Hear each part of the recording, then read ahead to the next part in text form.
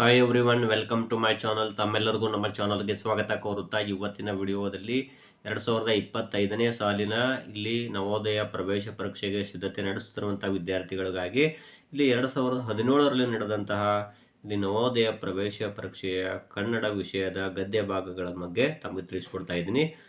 ಅಲ್ಲಿರುವಂತಹ ಪ್ರಶ್ನೆ ಪತ್ರಿಕೆಯನ್ನು ಇನ್ನು ತಾವುಗಳು ನಮ್ಮ ಚಾನಲ್ ಫಸ್ಟ್ ಟೈಮ್ ನೋಡ್ತಾ ಇರೋರು ನಮ್ಮ ಚಾನಲನ್ನು ಸಬ್ಸ್ಕ್ರೈಬ್ ಆಗಿ ಅಂತ ತಿಳಿಸುತ್ತಾ, ನಾನು ಈಗಾಗಲೇ ಹಿಂದಿನ ವಿಡಿಯೋಗಳಲ್ಲಿ ಇಲ್ಲಿ ಮೆಂಟಲ್ ಅಬಿಲಿಟಿ ಪ್ರಶ್ನೆಗಳು ಹಾಗೂ ಇಲ್ಲಿ ಗಣಿತ ವಿಷಯದ ಪ್ರಶ್ನೆಗಳನ್ನು ತಿಳಿಸಿಕೊಟ್ಟಿದ್ದೆ. 2017ರ ಪ್ರಶ್ನೆ ಪತ್ರಿಕೆಯನ್ನು ಬಿಡಿಸಿಕೊಟ್ಟಿದ್ದೆ. ಇದೀಗ ಕನ್ನಡ ವಿಷಯಕ್ಕೆ ಬರೋಣ.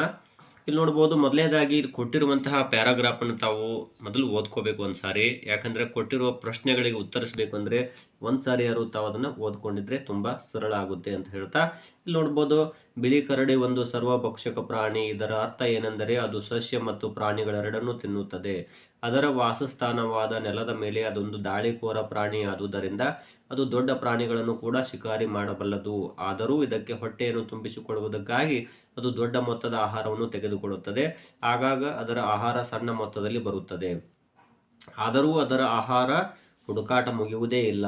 ವಸಂತದಲ್ಲಿ ಬಿಳಿ ಕರಡಿಗಳು ಹುಲ್ಲನ್ನು, ಎಲೆಗಳನ್ನು, ಬೇರುಗಳನ್ನು ಮತ್ತು ಪಾಚಿಯನ್ನು ತಿನ್ನುತ್ತವೆ. ಕೆಲವು ಬಾರಿ ಅವು ದೊಡ್ಡ ಕಲ್ಲುಗಳನ್ನು ಮತ್ತು ಸಣ್ಣ ಕಲ್ಲುಗಳನ್ನು ಮಗುಚಿ ಹಾಕಿ ಇರುವೆಗಳನ್ನು, ಜೀರುಂಡೆಗಳನ್ನು, ಮಿಡತೆ ಮತ್ತು ಇತರ ಕೀಟಗಳನ್ನು ಹುಡುಕುತ್ತವೆ ಅಂತಿದೆ.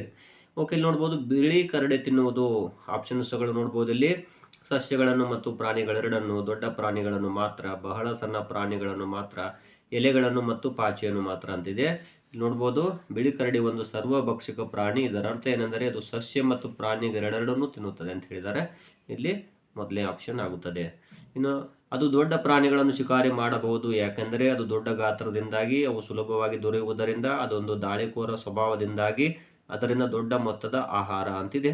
ನೋಡ್ಬೋದು, ಅದು ಯಾಕೆ ದೊಡ್ಡ ಪ್ರಾಣಿಗಳನ್ನು ಶಿಕಾರಿ ಮಾಡಬಲ್ಲದು ಅಂತ ಕೇಳಿದಾರಲ್ಲ, ಇಲ್ಲಿ ನೋಡ್ಬೋದು, ಅದೊಂದು ದಾಳಿಕೋರ ಪ್ರಾಣಿಯಾದ್ದರಿಂದ ಅದು ದೊಡ್ಡ ಪ್ರಾಣಿಗಳನ್ನು ಕೂಡ ಶಿಕಾರಿ ಮಾಡಬಲ್ಲದು. ಸೊ ಇಲ್ಲಿ ಅದು ನೋಡ್ತಾ ಹೋದಾಗ ಅದೊಂದು ದಾಳಿಕೋರ ಸ್ವಭಾವದಿಂದಾಗಿ ಆಗುತ್ತದೆ.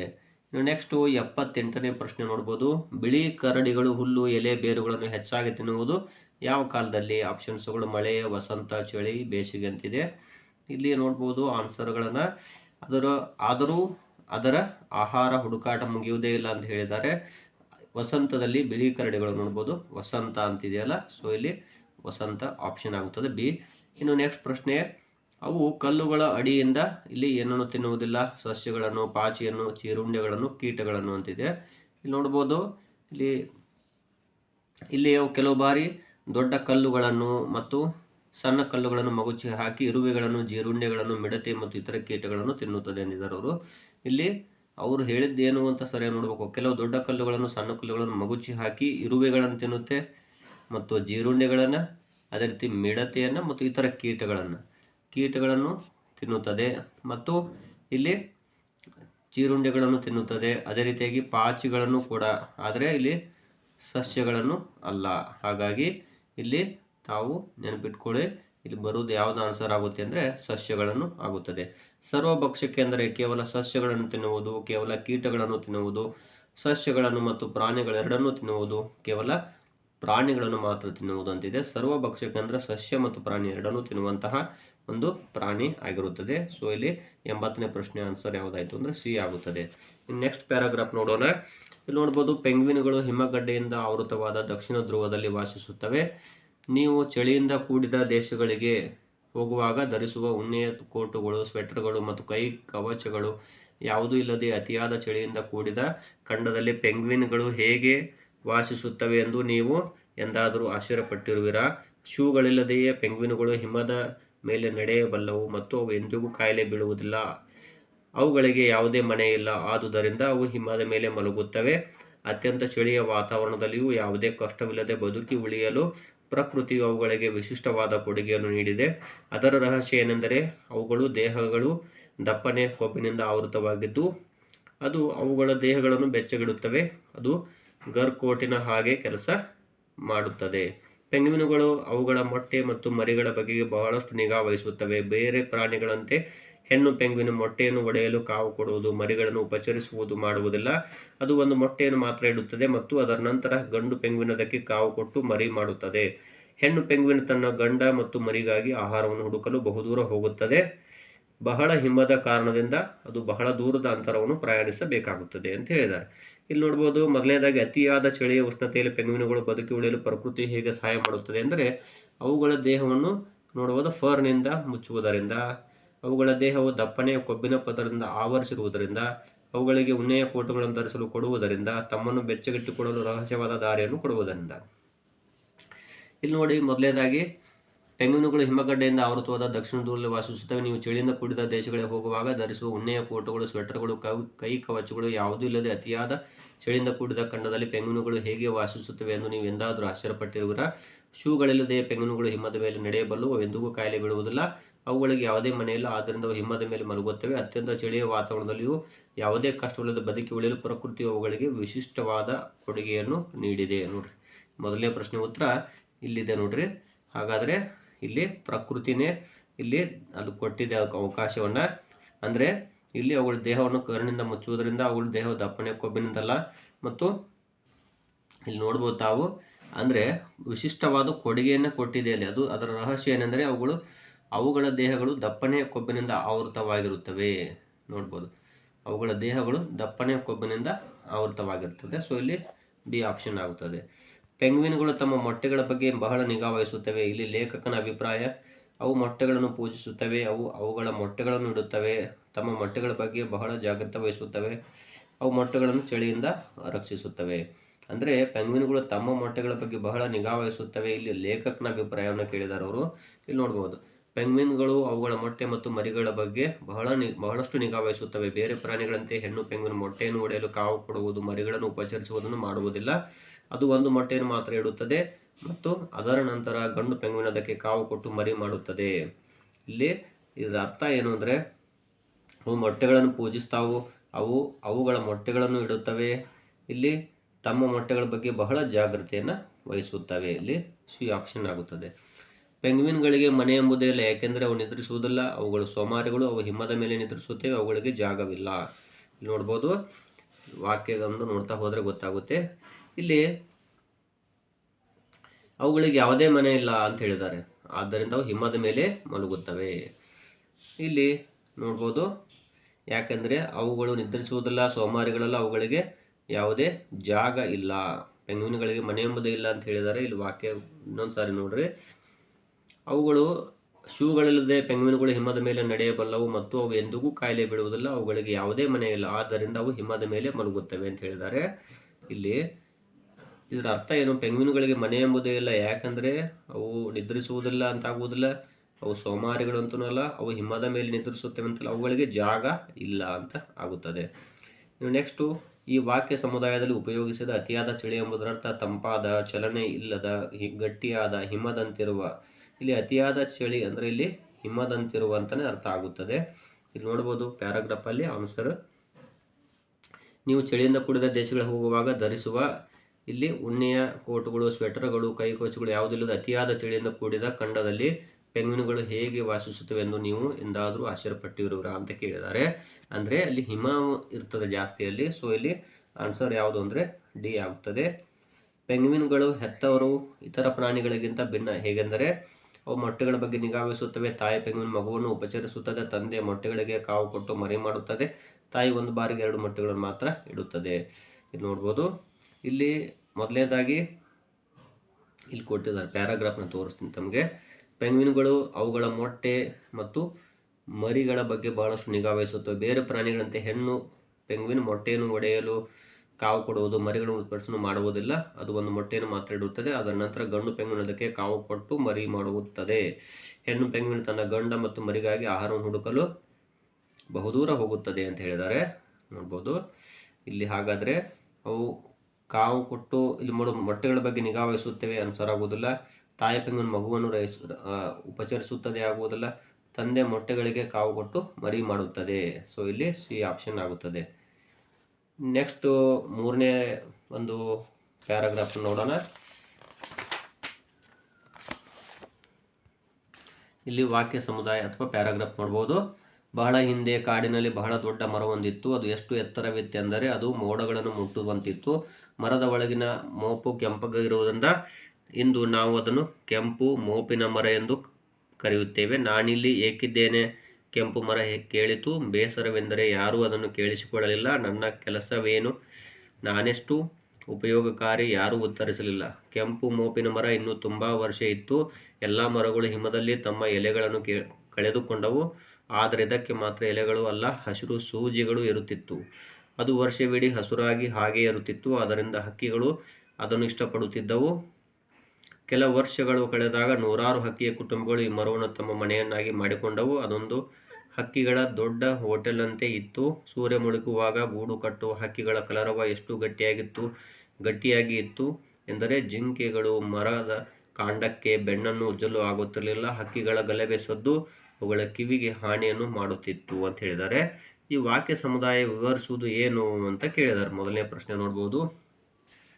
ಕೆಂಪು ಮೋಪಿನ ಮರ ಕಾಡಿಗೆ ಏಕೆ ಬಹುಮುಖ್ಯ ಎಂದು, ಜನರು ಮನೆ ಕಟ್ಟಲು ಕೆಂಪು ಮೋಪಿನ ಮರವನ್ನು ಹೇಗೆ ಉಪಯೋಗಿಸುತ್ತಾರೆ ಎಂದು, ಕೆಂಪು ಮೋಪಿನ ಮರದಲ್ಲಿ ಹಕ್ಕಿಗಳು ಹೇಗೆ ಸಂತೋಷದಿಂದ ಇದ್ದವೆಂದು, ಕೆಂಪು ಮೋಪಿನ ಮರದಲ್ಲಿ ಹಸಿರು ಸೂಜಿಗಳು ಎಷ್ಟು ಹರಿತವಾಗಿದ್ದವು ಎಂದಿದ್ದಾರೆ.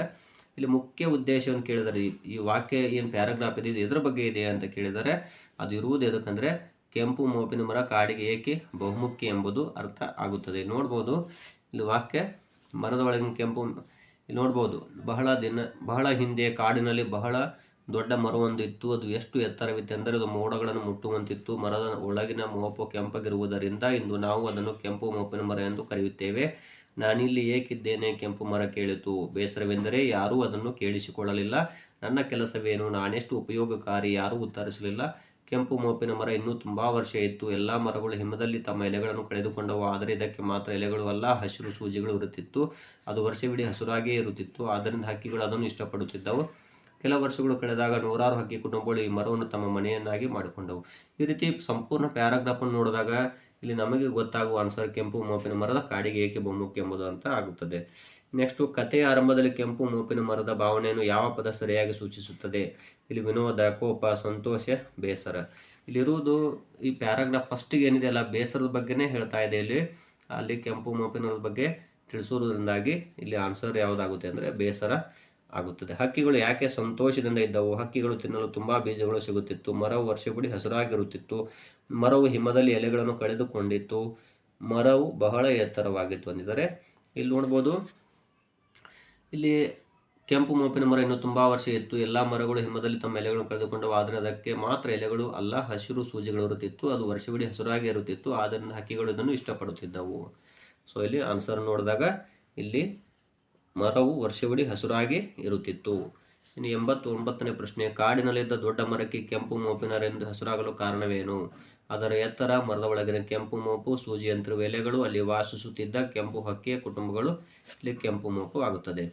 ಕಾಡಿನಲ್ಲಿ ಜಿಂಕೆಯ ಅಸಂತೋಷಕ್ಕೆ ಕಾರಣವೇನು? ಜಿಂಕೆ ಅಡಗಿಕೊಳ್ಳಲು ಎಲ್ಲಿಯೂ ಸ್ಥಳವಿರಲಿಲ್ಲ. ಹಕ್ಕಿಗಳ ಗಲಭೆ ಸದ್ದು ಅವುಗಳ ಕಿವಿಗೆ ಹಾನಿಯನ್ನು ಮಾಡುತ್ತಿತ್ತು. ಜಿಂಕೆಗೆ ಸಾಕಷ್ಟು ಬಿಸಿಲು ಸಿಗುತ್ತಿರಲಿಲ್ಲ. ಜಿಂಕೆಗೆ ಕೆಂಪು ಮೋಪಿನ ಮರದ ಎಲೆಯನ್ನು ತಿನ್ನುವುದಕ್ಕೆ ಆಗುತ್ತಿರಲಿಲ್ಲ. ನೋಡೋಣ, ಇಲ್ಲಿ ನೋಡಿದಾಗ ಸೂರ್ಯ ಮುಳುಗುವಾಗ ಗೂಡು ಕಟ್ಟುಗಳ ಹಕ್ಕಿಗಳ ಕಲರವ ಎಷ್ಟು ಗಟ್ಟಿಯಾಗಿತ್ತು ಎಂದರೆ ಜಿಂಕೆಗಳು ಮರದ ಕಾಂಡಕ್ಕೆ ಬೆನ್ನನ್ನು ಉಜ್ಜಲು ಆಗುತ್ತಿರಲಿಲ್ಲ. ಹಕ್ಕಿಗಳ ಗಲಭೆ ಸದ್ದು ಅವುಗಳ ಕಿವಿಗೆ ಹಾನಿಯನ್ನು ಮಾಡುತ್ತಿತ್ತು ಅಂತ ಹೇಳಿದ್ದಾರೆ. ಇಲ್ಲಿ ನೋಡ್ಬೋದು, ಜಿಂಕೆಗಳು ಅಡಗಿಕೊಳ್ಳಲು ಅಂತಲ್ಲ, ಹಕ್ಕಿಗಳ ಗಲಭೆ ಸದ್ದು ಅವುಗಳ ಹಾನಿಯನ್ನು ಉಂಟು ಮಾಡುತ್ತಿತ್ತು. ಇನ್ನು ನೆಕ್ಸ್ಟ್ ಪ್ಯಾರಾಗ್ರಾಫ್ ನೋಡೋಣ. ಇನ್ನು ಕಡೆ ಪ್ಯಾರಾಗ್ರಾಫ್ ಇದು. ರಾಮು ಒಂದು ಗ್ರಾಮದಲ್ಲಿ ವಾಸಿಸುತ್ತಾನೆ. ಅವನ ಅಜ್ಜ ಒಬ್ಬ ರೈತ. ರಾಮುವಿನ ತಂದೆ ಕೂಡ ಒಬ್ಬ ರೈತ. ಮಳೆಗಾಲದಲ್ಲಿ ರಾಮು ಗದ್ದೆಗೆ ಹೋಗುತ್ತಾನೆ. ಅವನು ಮಾವಿನ ಮರಗಳ ಕೆಳಗಡೆ ಕುಳಿತುಕೊಳ್ಳುತ್ತಾನೆ. ಕೆಲವು ಬಾರಿ ಅವನು ಹಣ್ಣಾದ ಮಾವನ್ನು ಕೊಯ್ದು ತಿನ್ನುತ್ತಾನೆ. ತೋಟದಲ್ಲಿ ಜಾಮೂನು ಮರಗಳು ಕೂಡ ಇದೆ. ರಾಮು ಶಾಲೆಯಿಂದ ಬಂದಾಗ ಅವನು ಜಾಮೂನು ಮರಗಳತ್ತ ಓಡುವನು. ಅವನು ಹಣ್ಣಾದ ಜಾಮೂನುಗಳನ್ನು ಹೆಕ್ಕುತ್ತಾನೆ. ಅವನು ಅವುಗಳನ್ನು ಮನೆಗೆ ಒಯ್ಯುತ್ತಾನೆ. ಅವನ ತಾಯಿ ಜಾಮೂನುಗಳನ್ನು ತೊಳೆಯುತ್ತಾಳೆ. ರಾಮು ಅವುಗಳನ್ನು ತಿನ್ನುತ್ತಾನೆ. ರಾಮು ಶಾಲೆಗೆ ಹೋಗಲಿಕ್ಕೆ ಇಲ್ಲದೇ ಇದ್ದಾಗ ಅವನು ತನ್ನ ತಂದೆಯ ಜೊತೆಗೆ ಗದ್ದೆಗೆ ಹೋಗುತ್ತಿದ್ದ. ದನಗಳನ್ನು ಗದ್ದೆಯಲ್ಲಿ ಮೇಯುವುದಕ್ಕೆ ಅವನು ಕೊಂಡೊಯ್ಯುತ್ತಿದ್ದನು. ಅವನ ನಾಯಿ ಮೋತಿಯು ಕೂಡ ಅವನ ಜೊತೆಗೆ ಹೋಗುತ್ತಿತ್ತು. ಮೋತಿ ಹುಲ್ಲಿನಲ್ಲಿ ಸುತ್ತ ಓಡುತ್ತಿತ್ತು. ಅದು ಗಟ್ಟಿಯಾಗಿ ಬೊಗಳುತ್ತದೆ. ಸಾಯಂಕಾಲ ಅವರು ಮನೆಗೆ ಬರುತ್ತಿದ್ದರು. ಕುಟುಂಬವು ರುಚಿಕರವಾದ ಹಣ್ಣು, ಧಾನ್ಯ, ತರಕಾರಿ ಊಟವನ್ನು ಸಂತೋಷದಿಂದ ಸ್ವೀಕರಿಸುತ್ತಿತ್ತು. ಊಟದ ನಂತರ ಅವರು ಮಾವಿನ ಹಣ್ಣನ್ನು ತಿನ್ನುತ್ತಿದ್ದರು ಮತ್ತು ಹಾಲನ್ನು ಕುಡಿಯುತ್ತಿದ್ದರು. ಕುಟುಂಬವು ಅವರ ಗ್ರಾಮದ ಜೀವನವನ್ನು ಪ್ರೀತಿಸುತ್ತಿತ್ತು. ಅವರದು ಒಂದು ಸಂತೋಷದ ಕುಟುಂಬ ಅಂತ ಹೇಳಿದ್ದಾರೆ. ರಾಮು ಎಲ್ಲಿ ಜೀವಿಸುತ್ತಿದ್ದನು ಅಂತಿದೆ ನೋಡ್ಬೋದು. ಇಲ್ಲಿ ಒಂದು ನಗರದಲ್ಲಿ, ಒಂದು ಪೇಟೆಯಲ್ಲಿ, ಒಂದು ಗ್ರಾಮದಲ್ಲಿ, ಮುಂಬೈಯಲ್ಲಿ. ಇನ್ನು ನೋಡ್ತಾ ಹೋಗಿ, ರಾಮು ಒಂದು ಗ್ರಾಮದಲ್ಲಿ ವಾಸಿಸುತ್ತಿದ್ದ. ಸೊ ಇಲ್ಲಿ ಸಿ ಆಪ್ಷನ್ ಆಗುತ್ತದೆ. ರಾಮುವಿನ ಅಜ್ಜ ಮತ್ತು ತಂದೆ ಯಾವ ಕೆಲಸವನ್ನು ಮಾಡುತ್ತಿದ್ದರು? ಇಲ್ಲಿ ಅವರು ರೈತರು, ಅವರು ರೊಟ್ಟಿ ಮಾಡುವವರು, ಚಾಲಕರು, ಬಣ್ಣ ಬಳಿಯುವವರು. ಇಲ್ಲಿ ರೈತರು ಆಗುತ್ತದೆ. ಇಲ್ಲಿ ನೋಡ್ಬೋದು ಕೊಟ್ಟಿದ್ದಾರೆ. ಅವರ ಅಜ್ಜ ರೈತ, ಅವರ ತಂದೆ ಕೂಡ ಒಬ್ಬ ರೈತ. ಈ ರೀತಿ ಹುಡುಕ್ಬೇಕು ತಾವು. ಶಾಲೆಯ ನಂತರ ರಾಮು ಏನು ಮಾಡುತ್ತಿದ್ದನು? ಅವನು ತನ್ನ ಕೋಣೆಯಲ್ಲಿ ಕುಳಿತಿರುತ್ತಿದ್ದನು, ಅವನು ಜಾಮೂನು ಮರಗಳ ಹತ್ರ ಓಡುತ್ತಿದ್ದನು, ಅವನು ಮಾವಿನ ಮರಗಳ ಕೆಳಗೆ ಕೂತಿರುತ್ತಿದ್ದನು, ಅವನು ದನಗಳನ್ನು ಗದ್ದೆಗಳಿಗೆ ಒಯ್ಯುತ್ತಿದ್ದ. ನೋಡ್ರಿ ಇಲ್ಲಿ ಅವನು ಮಾವಿನ ಮರದ ಕೆಳಗೆ, ಮೊದಲನೇದಾಗಿ ಮಳೆಗಾಲದಲ್ಲಿ ರಾಮು ಗದ್ದೆಗೆ ಹೋಗುತ್ತಾನೆ, ಅವನು ಮಾವಿನ ಮರಗಳ ಕೆಳಗೆ ಕುಳಿತುಕೊಳ್ಳುತ್ತಾನೆ ಅಂತ ಹೇಳಿದ್ದಾರೆ. ಇಲ್ಲಿ ರಾಮು ಶಾಲೆಗೆ ಹೋಗಲಿಕ್ಕೆ ಇಲ್ಲದೇ ಇದ್ದಾಗ ಅವನು ತನ್ನ ತಂದೆಯ ಜೊತೆ ಗದ್ದೆಗೆ ಹೋಗುತ್ತಿದ್ದ ಅಂತಿದೆ. ಸೊ ಇಲ್ಲಿ ಆನ್ಸರ್ ಏನಾಗುತ್ತೆ?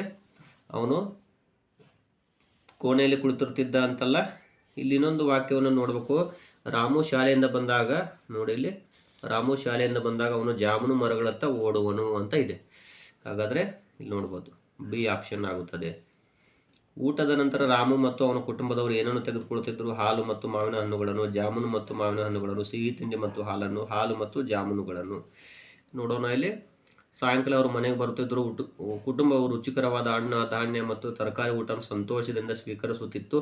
ಊಟದ ನಂತರ ಅವರು ಮಾವಿನ ಹಣ್ಣು ತಿನ್ನುತ್ತಿದ್ದರು, ಹಾಲನ್ನು ಕುಡಿತಾ ಇದ್ದರು. ಮಾವಿನ ಹಣ್ಣು ಮತ್ತು ಹಾಲು ನೋಡ್ಬೋದು ಇಲ್ಲಿ ಎ ಆಪ್ಷನ್ ಆಗುತ್ತದೆ. ನೆಕ್ಸ್ಟ್ ಪ್ರಶ್ನೆ ನೋಡೋಣ. ಇನ್ನು ಪ್ಯಾರಾಗ್ರಾಫ್ ನೋಡ್ಬೋದು. ನೆಕ್ಸ್ಟು ವಾಕ್ಯ ಸಮುದಾಯ ಅಥವಾ ಪ್ಯಾರಾಗ್ರಾಫ್ 5.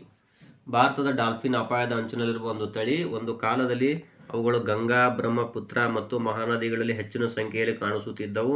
ಈಗ ಅವುಗಳ ಸಂಖ್ಯೆ ಬಹಳಷ್ಟು ಕಡಿಮೆಯಾಗಿದೆ. ಗಂಗಾ, ಬ್ರಹ್ಮಪುತ್ರ ಅವುಗಳ ಸಂಖ್ಯೆ ಈಗ 5,000 ಹತ್ತಿರವಿದೆ ಎಂದು ಹೇಳಲಾಗಿದೆ. ಈ ಡಾಲ್ಫಿನ್ಗಳು ಜಗತ್ತಿನ ಬೇರೆ ಕಡೆ ಕಾಣಸಿಗುವ ಸಮುದ್ರ ಅಥವಾ ನದಿಯ ಡಾಲ್ಫಿನ್ಗಳಿಗಿಂತ ವ್ಯತ್ಯಾಸವನ್ನು ಹೊಂದಿದವುಗಳಾಗಿರುತ್ತವೆ. ಮತ್ತು ಇಲ್ಲಿ ನೋಡ್ಬೋದು ಅವುಗಳು ನೋಡುವುದಕ್ಕೆ ಕುರುಡಾಗಿವೆ, ಆದರೆ ಪ್ರಕೃತಿ ಅವುಗಳ ಈ ನಷ್ಟವನ್ನು ಒಂದು ಖಚಿತವಾದ ರೀತಿಯಲ್ಲಿ ಸರಿ ಹೊಂದಿಸಿದೆ. ಅವುಗಳಿಗೆ ಅತ್ಯುತ್ತಮವಾಗಿ ಬೆಳೆದ ಮತ್ತು ಸೂಕ್ಷ್ಮವಾದ ಕೇಳುವಿಕೆಯ ಸಾಮರ್ಥ್ಯ ಇರುವುದರಿಂದ ಧ್ವನಿಯಿಂದಲೇ ಅವು ಪ್ರಯಾಣಿಸಬಲ್ಲವು. ಅವುಗಳ ತಲೆಬುರುಡೆಯಲ್ಲಿರುವ ಕಪ್ನ ಆಕೃತಿ ಇಕೋಲೊಕೇಶನ್ಗೆ ಅವುಗಳನ್ನು ಧ್ವನಿಯ ಮೂಲಕ ಕಳುಹಿಸಲು ಸಹಾಯ ಮಾಡುತ್ತವೆ. ಅದು ಸಸ್ತನಿಗೆ ಸಣ್ಣ ವಸ್ತುಗಳನ್ನು ಗುರುತಿಸಲು ಮತ್ತು ಅವುಗಳಿಗಿರುವ ವ್ಯತ್ಯಾಸವನ್ನು ಕಂಡುಹಿಡಿಯಲು ಅನುವು ಮಾಡುತ್ತದೆ. ಉದಾಹರಣೆಗೆ, ಒಂದು ಡಾಲ್ಫಿನ್ ಸತ್ತ ಮೀನು ಮತ್ತು ಜೀವಂತ ಇರುವ ಮೀನಿನ ಅಂತರವನ್ನು ಹಾಗೂ ಸತ್ತ ಮೀನು ಮತ್ತು ನಕಲಿ ಮೀನು ನಡುವಿನ ಅಂತರವನ್ನು ತಿಳಿಸಬಲ್ಲದು ಅಂತಿದೆ. ಮೊದಲೇ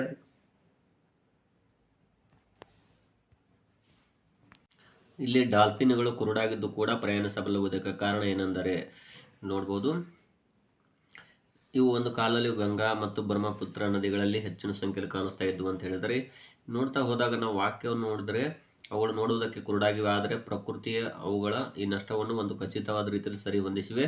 ಅವುಗಳಿಗೆ ಅತ್ಯುತ್ತಮವಾದ ಬೆಳೆದ ಮತ್ತು ಸೂಕ್ಷ್ಮವಾದ ಕೇಳುವಿಕೆ ಸಾಮರ್ಥ್ಯ ಇರುವುದರಿಂದ ಧ್ವನಿಯಿಂದಲೇ ಅವು ಪ್ರಯಾಣಿಸಬಲ್ಲವು. ನೋಡ್ಬೋದು ಇಲ್ಲಿ ಅವು ವಸ್ತುವಿನ ಮೇಲೆ ಗಮನವನ್ನು ಕೇಂದ್ರೀಕರಿಸುವುದರಿಂದ ಪ್ರಕೃತಿ ಅವುಗಳಿಗೆ ದಾರಿಯನ್ನು ಹುಡುಕಲು ಸಹಾಯ ಮಾಡುತ್ತವೆ. ಅವುಗಳಿಗೆ ಅಭಿವೃದ್ಧಿಗೊಂಡ ಕೇಳುವಿಕೆ ಜ್ಞಾನವಿರುವುದರಿಂದ, ಅವುಗಳಿಗೆ ವಸ್ತುಗಳನ್ನು ಗುರುತಿಸುವ ಸಾಮರ್ಥ್ಯ ಇರುವುದರಿಂದ. ನೀವು ನೋಡ್ಬೋದು ಇಲ್ಲಿ ಸೂಕ್ಷ್ಮವಾದ ಕೇಳುವಿಕೆಯ ಸಾಮರ್ಥ್ಯ ಇರುವುದರಿಂದ ಅಂತ ಹೇಳಿದರೆ, ಇಲ್ಲಿ ನೋಡಿದಾಗ ಮೊದಲನೇದಾಗಿ ಅವುಗಳಿಗೆ ಅತ್ಯುತ್ತಮವಾದ ಬೆಳೆದ ಮತ್ತು ಸೂಕ್ಷ್ಮವಾದ ಕೇಳುವಿಕೆ ಅಂದಿದ್ದಾರೆ. ಸೊ ಸಿ ಆಪ್ಷನ್ ಆಗುತ್ತದೆ. ಸತ್ತ ಇದರ ವಿರುದ್ಧ ಪದ ನಕಲಿ, ಅಭಿವೃದ್ಧಗೊಂಡ, ಜೀವಂತ ಆಗುತ್ತದೆ. ನೆಕ್ಸ್ಟು ಇಲ್ಲಿ ಉಪಯೋಗಿಸಿದ ಪ್ರಯಾಣ ಎಂಬುದರ ಅರ್ಥ ಗುಂಪನ್ನು ಮುಂದಕ್ಕೆ ನಡೆಸಲು, ನೀರಿನ ಮೂಲಕ ದಾರಿಯನ್ನು ಕ್ರಮಿಸಲು, ಮುಂದಕ್ಕೆ ನಡೆಯಲು ಅಥವಾ ಚಲಿಸಲು, ಹಡಗಿನ ಮೂಲಕ ಪ್ರಯಾಣಿಸಲು ಅಂತಿದೆ. ಇದು ಮುಂದಕ್ಕೆ ನಡೆಯಲು ಅಥವಾ ಚಲಿಸಲು ಆಗುತ್ತದೆ.